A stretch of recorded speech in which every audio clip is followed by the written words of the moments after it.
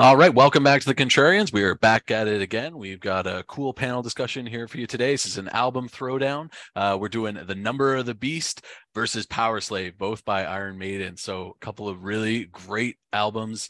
I don't think anyone here is going to say they dislike them, but you never know. It's Contrarians. We might get a contrarian view. So if you like the Contrarians, if you want to help the channel grow, you can give a like, you can give a subscribe, you can join the comments in the comment section. But most importantly, you can share with your friends if you think this is something they'd be interested in. So there's other ways to support the channel in the description below. I forgot one thing. So without any further ado, we're going to dive right into it. I'm going to thank all of our panelists for being here right now. But we'll thank you all again later at the end of the episode. Let's go to Peter to start. Peter, floor is yours. Wonderful. Thank you. It's nice to be here. Hello to all my fellow Contrarians. You know, this is supposed to be difficult, but we're splitting hairs for me. It's such a high level. It really comes down to a couple key factors for me. Both of these are some of my favorite Maiden albums and some of my favorite hard rock / metal records as well. In comparing them, there's only one difference for me, and I'm just going to say it right off the bat. 2 words: Clive Burr. I absolutely love Clive's drumming. He will always be my favorite in Maiden. I just think he has a style, a feel, a pocket that is just as brilliant and as gorgeous as Nico is. There's something about Clive that is just so special. And when I go through these, they're great productions. Everything's great on it. So from that standpoint, here's how I broke it down. I just go from track to track. And since they're conveniently, if we don't use a reissue with Total Eclipse, we'll leave that one off. So we'll go 8 tracks to 8 tracks, no pun intended. If you take the openers, if you go Aces High on Powerslave and Invaders, I have made no apologies, and I will reiterate it here. Invaders is my favorite opening track in Maiden's entire catalog. I just think it is just one of the most overlooked and neglected songs of their entire catalog.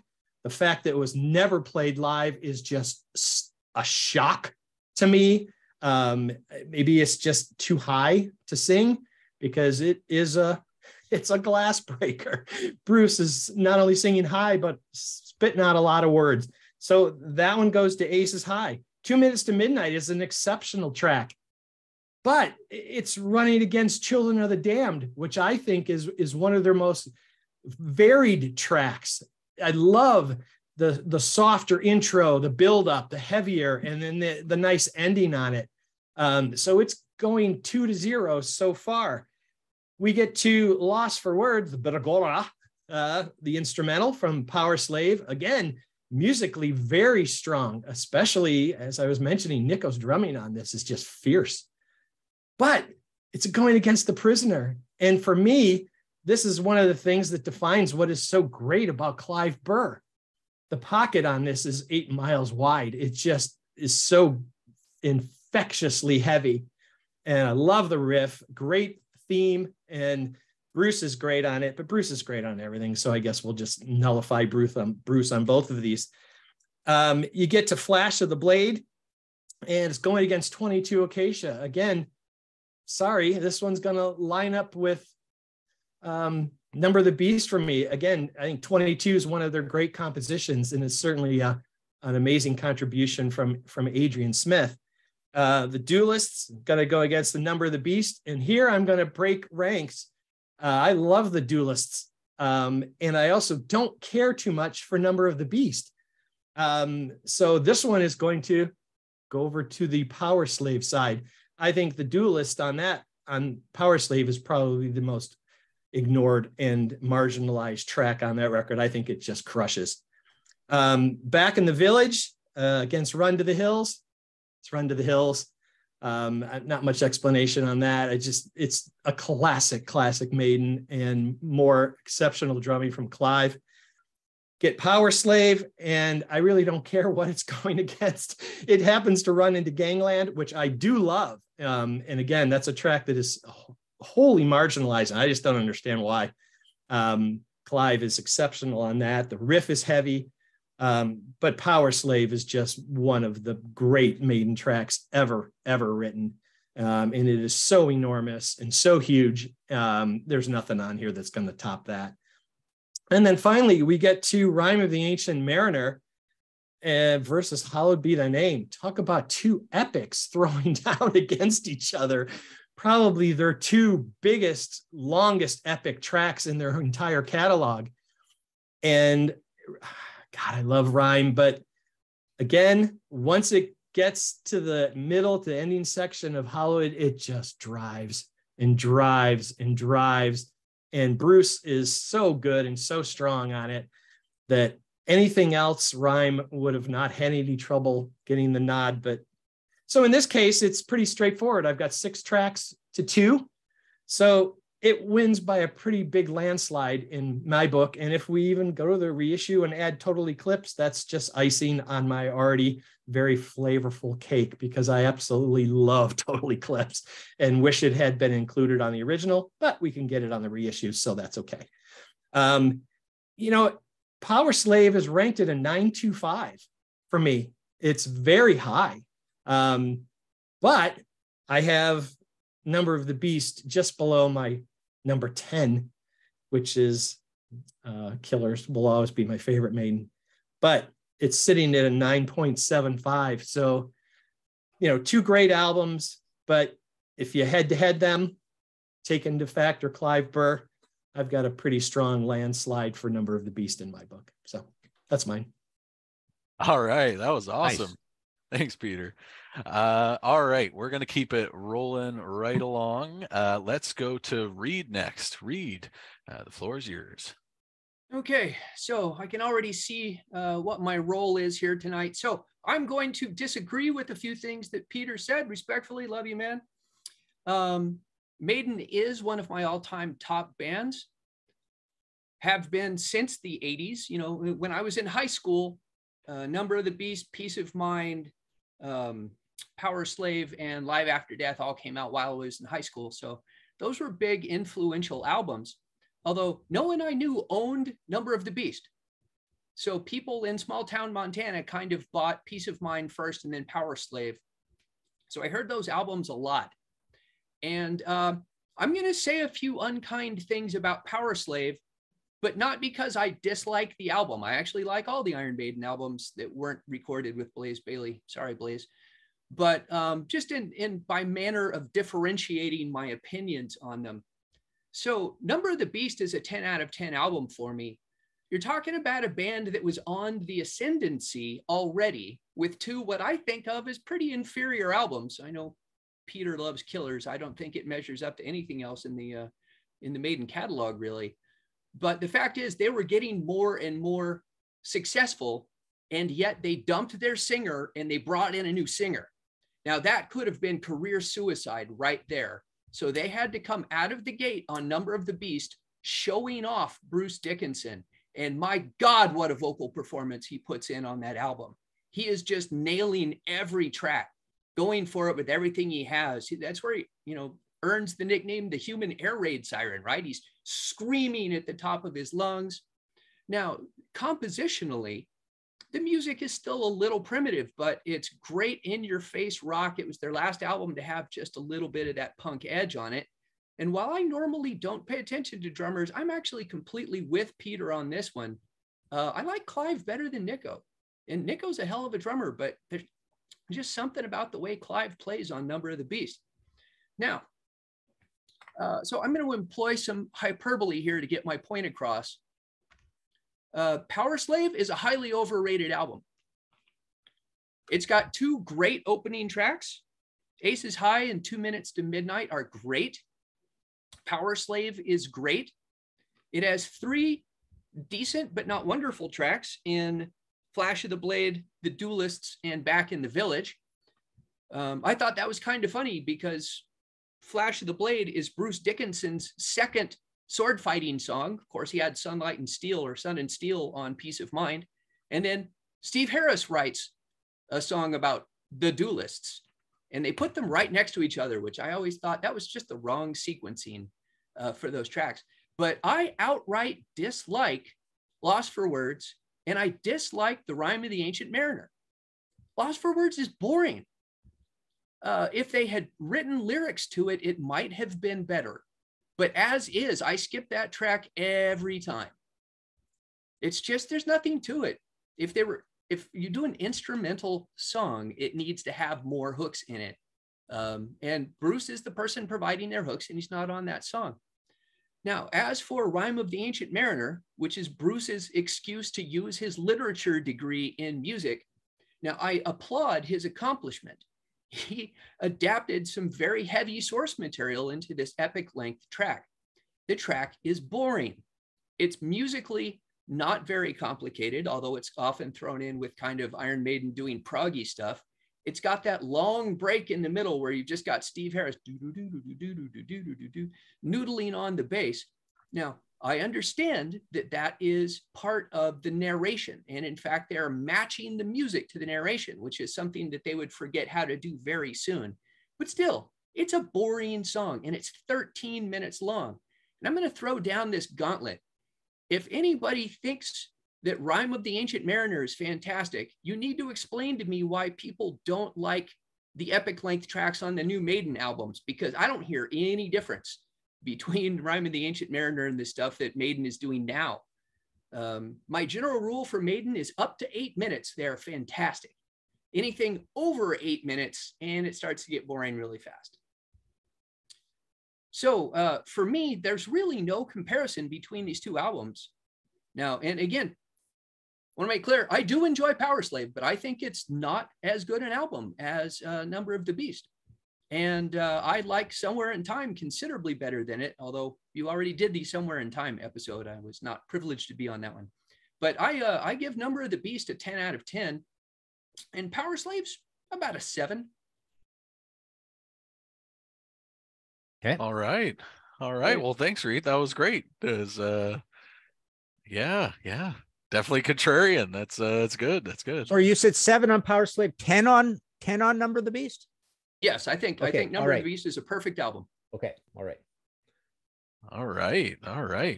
Well, Number of the Beast is starting to take away. Let's go to Martin next and see what he has to say. Martin? Okay, well, I find these pretty close because Peace of Mind is my favorite Maiden album, and then Killers would be my second favorite Maiden album. So, I mean, starting with Number of the Beast, I'm going to disagree with you guys a little. I think Nico brings a new sort of personality to the band, and it's most prevalent on Peace of Mind, and then it starts to slip on the first album where they repeated themselves, Powerslave, and after that, basically every album sounds essentially the same. I think. I think they came up with a really cool new sound on Peace of Mind, and then after that, it was repeat with slight variations. But I find Number of the Beast very different.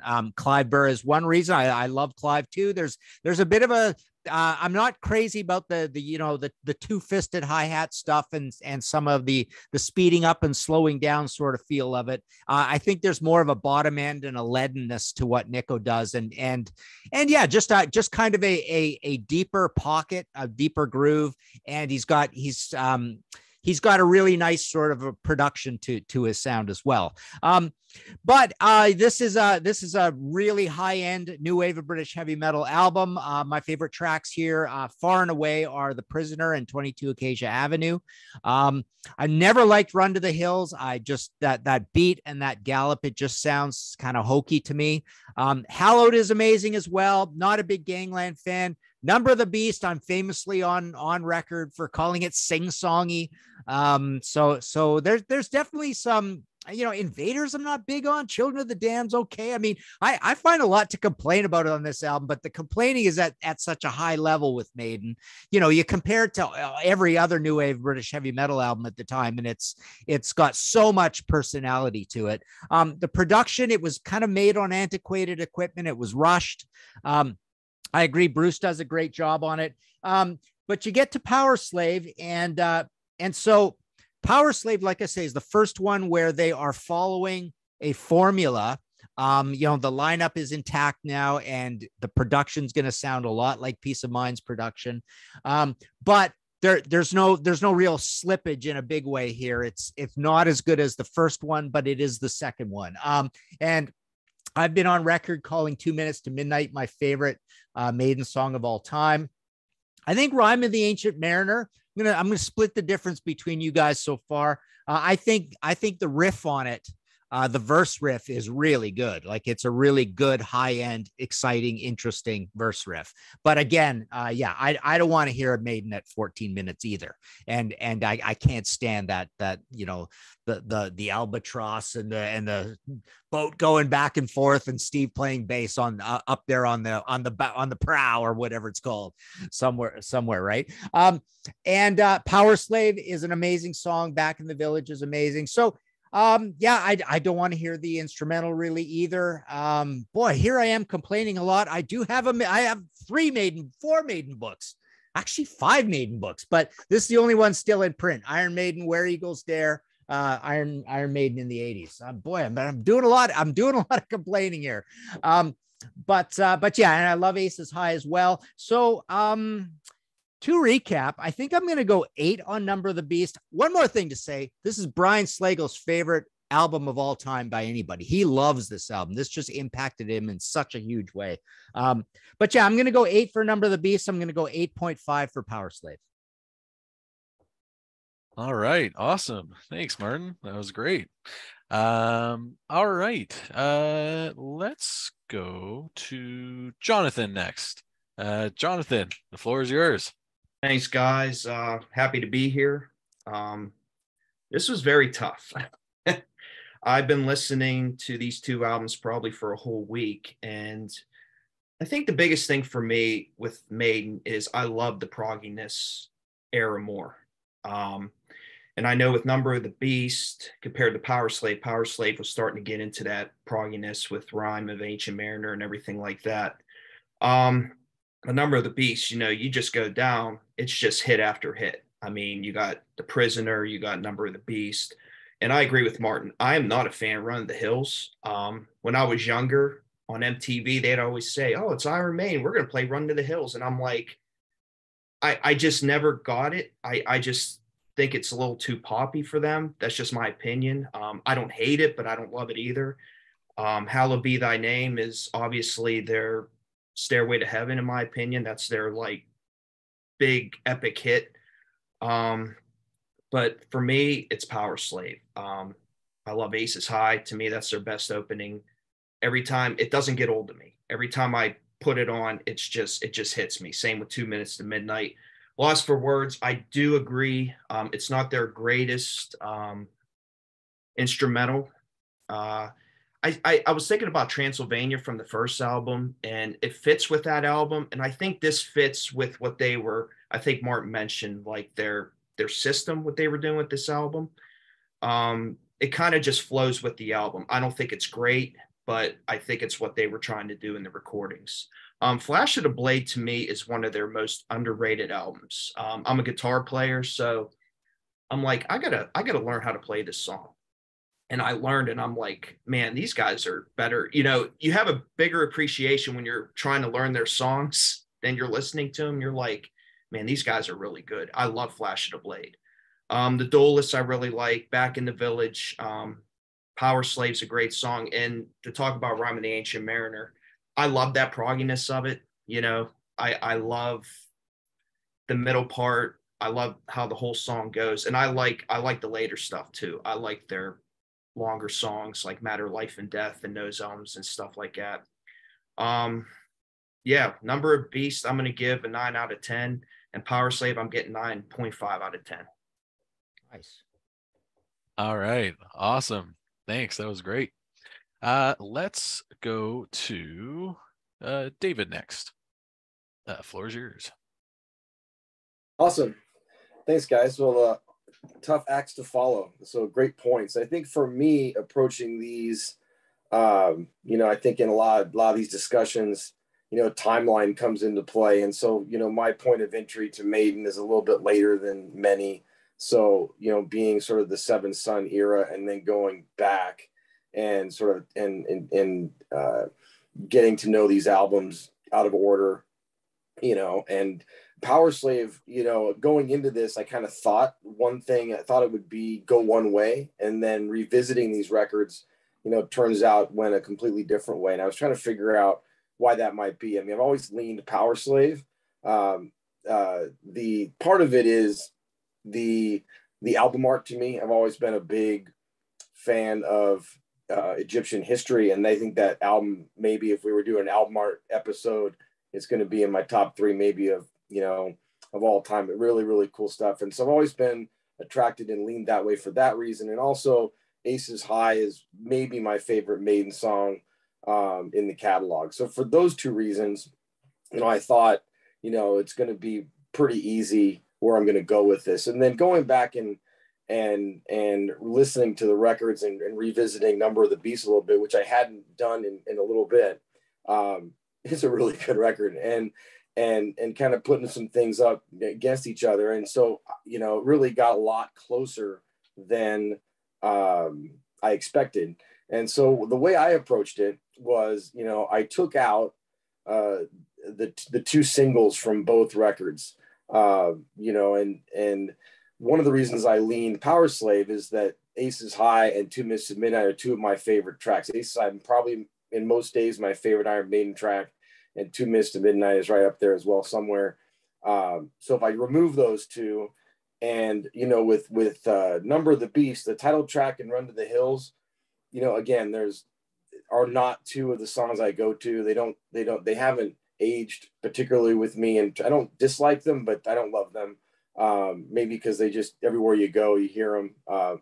The Run to the Hills video was on hourly, felt like, on MTV, and so it's everywhere, right? So I got a little bit of burnout on those 2 tracks, and whereas with Aces High and Two Mists of Midnight, they've never really burnt out for me. Like, when I go see Maiden, even to this day, when they play Aces High, I'm excited. The plane, and I'm like, this is the best. So so if I remove those and I look at the remaining songs, I take out, Number of the Beast, Run to the Hills, and I take out Aces High and Two Mists of Midnight, and I kind of look at what's left and going through. And there's some good tracks either way, and everybody's made some really good points. But overall, I think,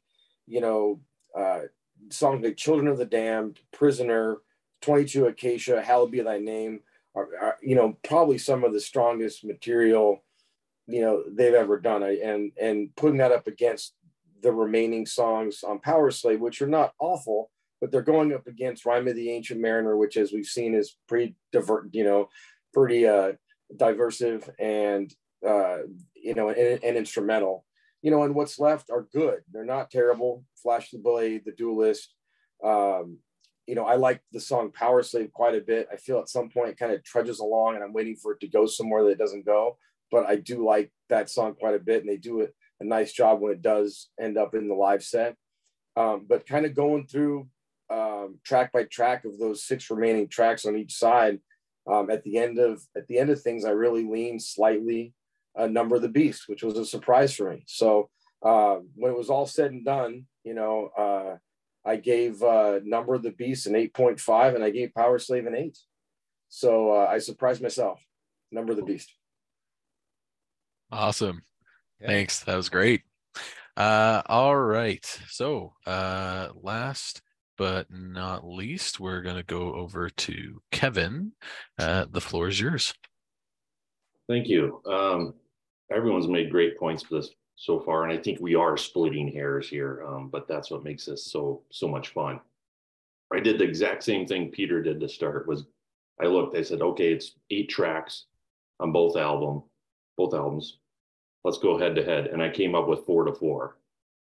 So now I have to dig even deeper and split hair upon hair. The way I look at these 2 albums is Number of the Beast is sort of a transition album for them, but it's also a huge leap forward with the introduction of Bruce. There is still that slight punk and new wave of British heavy metal sound. It's still actually a new wave of British heavy metal album, but I don't get any of that on Powerslave, and that's not necessarily a bad thing. It's just what it is. the introduction of Bruce into the band is really what made that leap forward for them. And they use him to great effect on songs like Children of the Damned, Number of the Beast, that epic scream. And of course, Hallowed Be Thy Name, which is probably my favorite Iron Maiden song of all time. To me, the album also, Number of the Beast, sounds a little more live in the studio, a little less polished. Again, not a bad thing, but it's just what it is. I think the guitars sound a little more to my liking on Number of the Beast, a little more raw and energetic. Again, Hallowed Be Thy Name being my favorite song of all time. But then you also have Number of the Beast and Run to the Hills, which I really don't need to hear again. They're just been played to death. And like David said, they haven't aged particularly well. Now, when I look at Powerslave, to me, this is what the band became. And this is probably the best example of it. They were moving in that direction at the time of Number of the Beast, and then of course Peace of Mind, and then Powerslave is really Peace of Mind and Powerslave, like Martin said, they've been doing the same thing ever since then. I find Powerslave to be more the cinematic album. Just, you know, when you compare the artwork, something like that, that's so crisp and clear, to Number of the Beast, it's more comic booky, I guess. But again, it's preference at this point. Slightly better production on Powerslave. Again, I think it's a little more rehearsed, and I think they really had a sense of where they wanted to be and where they were going. Maybe they were feeling it out a little more on Number of the Beast. Unfortunately, Lost for Words is a skip for me every time. I don't know. It throw some damn words on that song. It doesn't feel even like a good instrumental to me. It just sounds like they just couldn't come up with any words. But again, I love the 1-2 punch of Aces High, 2 Minutes to Midnight, and then the way it ends with Powerslave and Rhyme of the Ancient Mariner. So when it came down to it at the end, I've got Powerslave at a 9.5 and Number of the Beast at a 9. But again, we're splitting hairs. All right. Awesome. That was great. Okay. So if we tally up the score here, let's see what we got. I